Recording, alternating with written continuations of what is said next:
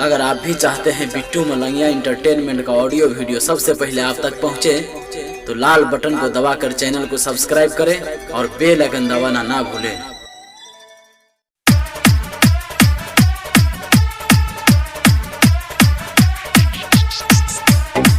अखन अपने सब सुन रहा छी बिट्टू मलंगिया इंटरटेनमेंट के।